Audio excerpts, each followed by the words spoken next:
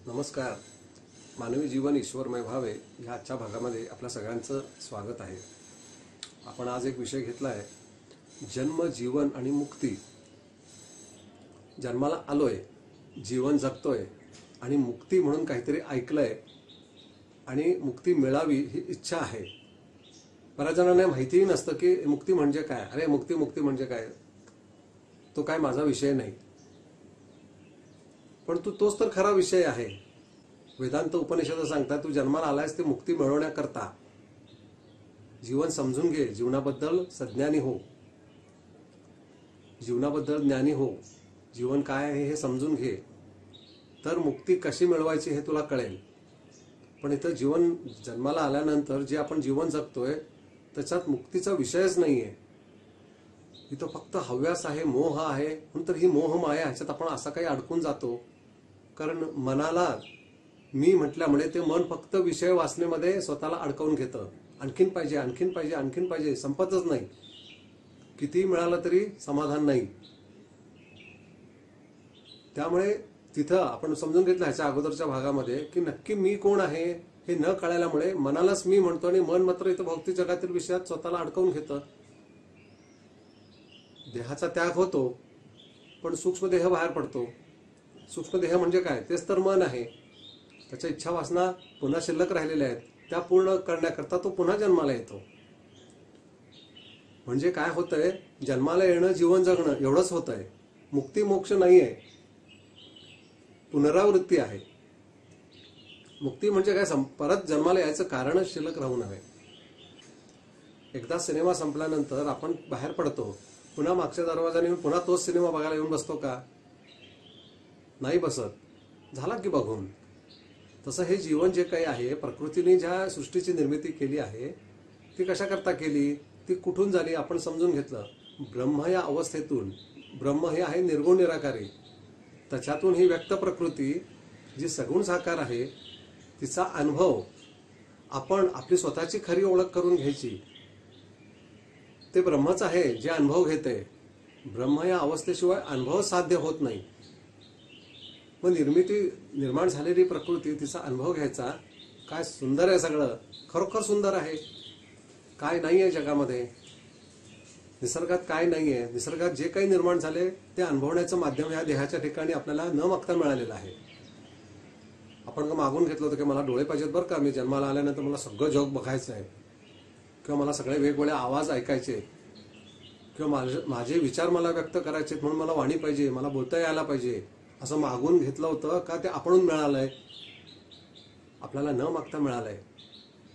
कारण त्याच्या मागं प्रकृती, निसर्ग, ज्याला आपण ईश्वर म्हणतो, परमेश्वर म्हणतो, की त्यांनी हे न मागता आपल्याला प्रदान केलेलं आहे. की बघ हे कसं निर्माण झालेलं आहे. त्याच्या मागं ब्रह्म आहे. ब्रह्मातूनच, अव्यक्त अवस्थेतूनच व्यक्त अशी ही माया प्रकृती निर्माण झालेली आहे.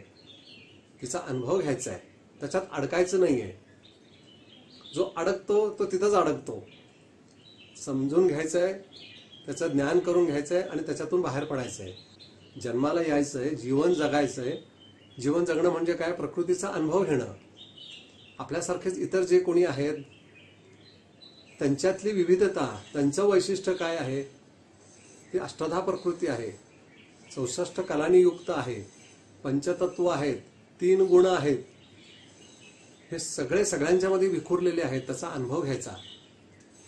प्रत्येक व्यक्तीमध्ये काहीतरी वेगळा गुण आहे, त्याचा अनुभव घ्यायचा. एकटा संगीतात तज्ज्ञ आहे, एकटा वैज्ञानिक आहे, एकटा डॉक्टर आहे, एकटा इंजिनियर आहे. वेगवेगळ्या कलाक्षेत्रामध्ये प्रावीण्य मिळवलेले असतात आणि अशा विलक्षण गोष्टीची ते निर्मिती करू शकतात. मग ह्याच्या मागं कोण आहे? ह्याच्या मागं प्रकृतीच आहे. तीच व्यक्त होतीये अशा नानाविध रूपामध्ये. जसे किती प्रकारचे झाडं आहेत, किती प्रकारची फुलं आहेत, पक्षी किती आहेत, प्राणी किती आहेत. मग हे जी काही विविधता आहे, जी व्यक्त झालेली आहे, ते अनुभवण्याचं माध्यम आहे ना या देहाच्या ठिकाणी. ते जर का दिलं नसतं तर आपण काय अनुभव घेतला असता. सुंदर झाड अगदी गुलाबाचं फुललेलं आहे, प्रचंड फुलं लागलेली आहेत, पण डोळेच नसते तर आपण काय बघू शकलो असतो. किंवा आंबा कोणीतरी खायला दिला, चव घेण्याचं माध्यमच नसलं जिभेच्या ठिकाणी, तर आपण काय चव घेतली असती. परंतु ते सगळं दिलेलं आहे. मग ते असं नको असलेले जीवन जगण्याकरता दिलंय का त्याच्यातली विविधता सुंदरता अनुभवण्याकरता दिलाय. हा साधा विचार प्रत्येक मानवाने करावा असं सद्गुरू सांगतात.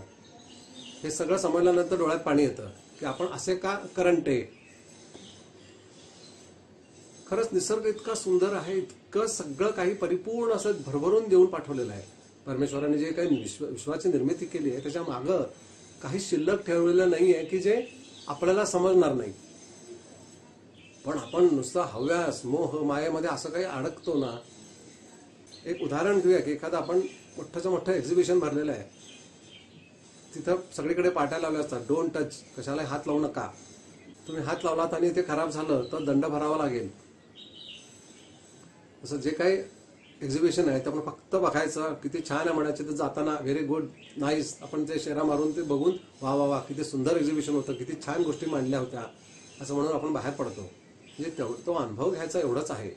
पण समजा तिथं आपण काहीतरी दंगा केला, काहीतरी आपण नको असलेल्या उचापती केल्या तर आपल्याला दंड भरावा लागतो. म्हणजे थोडक्यात तिथले नियम, जसं आपण वाहतुकीचे नियम आपण तोडले की आपल्याला लगेच पोलीस अडवतात आणि लगेच पावती करतात, दंड आहे तो. तसं जीवनामध्ये आपण जन्माला आल्यानंतर जीवन जगत असताना इथं काही नियम आहेत प्रकृतीने ठरवलेले, प्रकृतीचे, ज्याला आपण कर्माचा सिद्धांत म्हणतो, तो आपण जन्माला आल्यानंतर लगेच पहिल्यांदा समजून घ्यायचा. खरं म्हणजे तो पाठ्यपुस्तकात कंपल्सरी दिला गेला पाहिजे. मोठमोठे सद्गुरू तेच सांगतात आत्ता सुद्धा की इथं जीवन जगणं म्हणजे काय हे जर का समजलं नाही तर मग तो काय होतो, तो जीवनाचा प्रवास न होता तो प्रवाह होतो. ते कसंही जीवन कुठेही जातं. तो जर का प्रवास आहे हे जर का कळलं तर जीवनातला हा प्रवास म्हणजे आपल्याला नक्की कुठून आलोय आणि कुठं जायचंय हे समजलं पाहिजे. त्याचं जर का ज्ञान करून घेतलं तर तो प्रवास होतो, नाहीतर प्रवाह होतो. प्रवाह होतो म्हणजे कसाही कुठेही जातो, कोई पडतो खड्ड्यात जाऊन एक दिवशी. पण तशासाठी नाही आहे ना ही प्रकृती. प्रकृती अतिशय सुंदर आहे, तिनं सगळं काही व्यवस्थितपणा त्याच्यामध्ये आहे.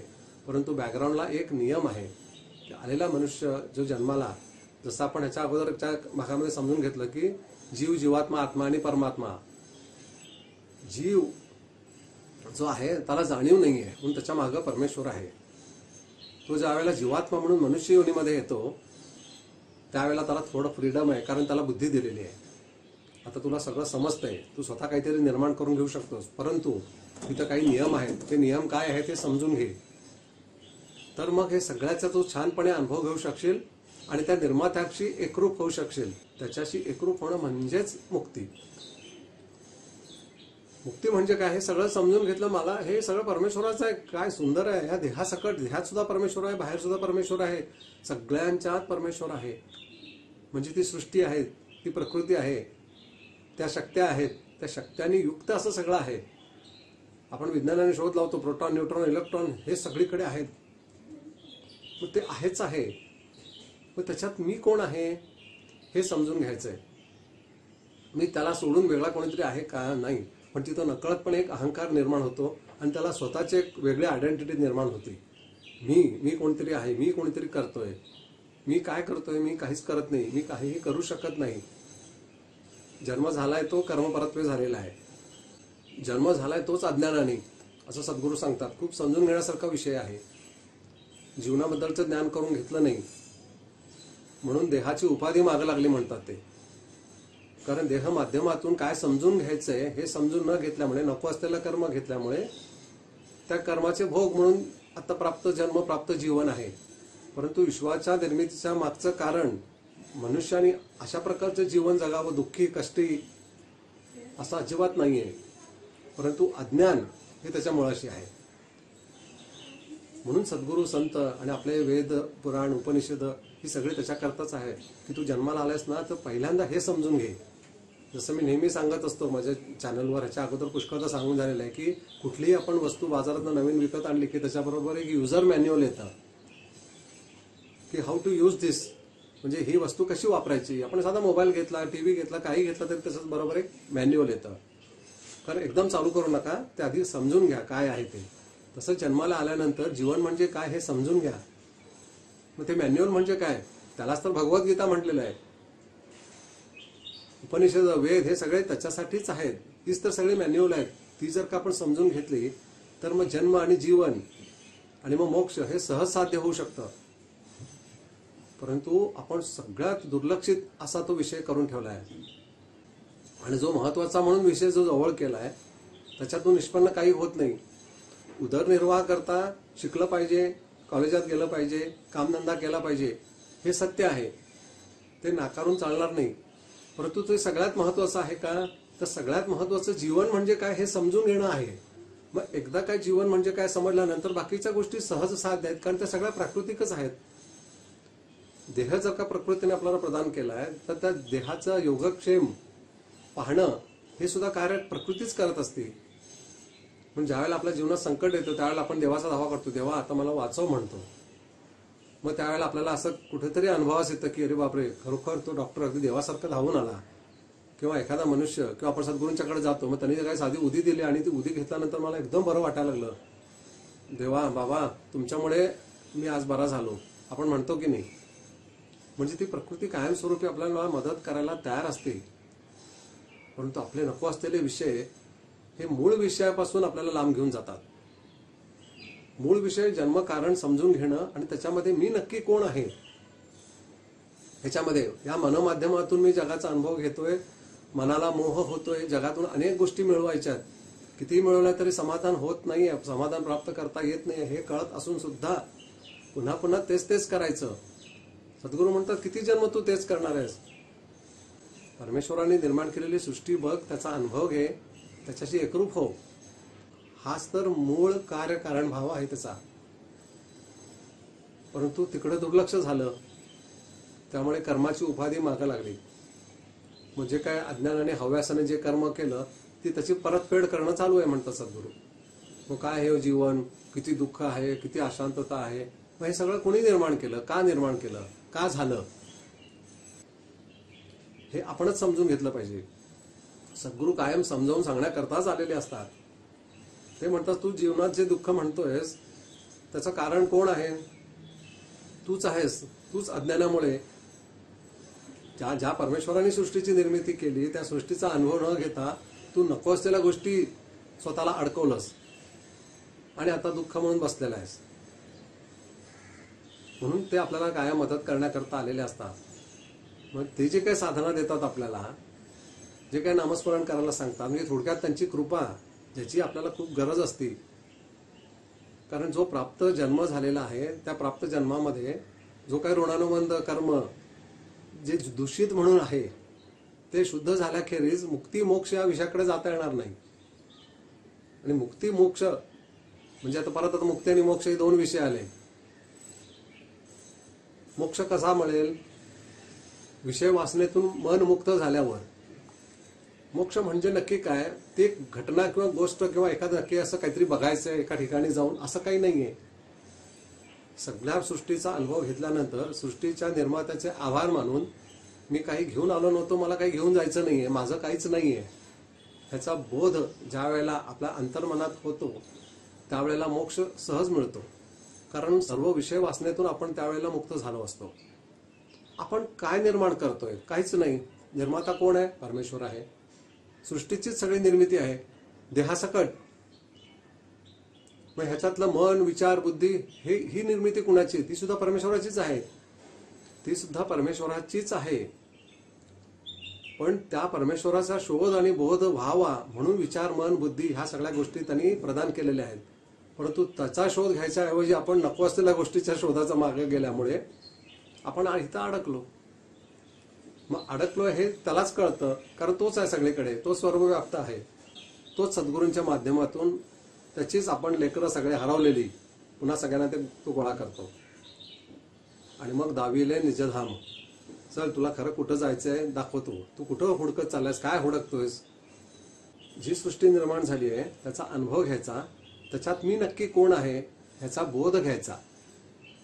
आणि तो बोध देण्याकरताच सद्गुरू असतात. पण अज्ञानाने सद्गुरूंच्याकडे जातो की मला जीवनात दुःख आहे, अशांतता आहे, काही नाही ना 100-160 आपण काहीतरी तक्रार घेऊन गुरूंच्याकडे जातो. सद्गुरूंना नेमकं माहिती असतं आपल्याला काय पाहिजे. ते म्हणतात ये तुझं दुःख दूर करतो. त्यांच्या दृष्टीने दुःख हे वेगळं आहे, आपल्या दृष्टीने दुःख वेगळं असतं. ते म्हणतात तू अडकलायस हे तुला कळत नाहीये.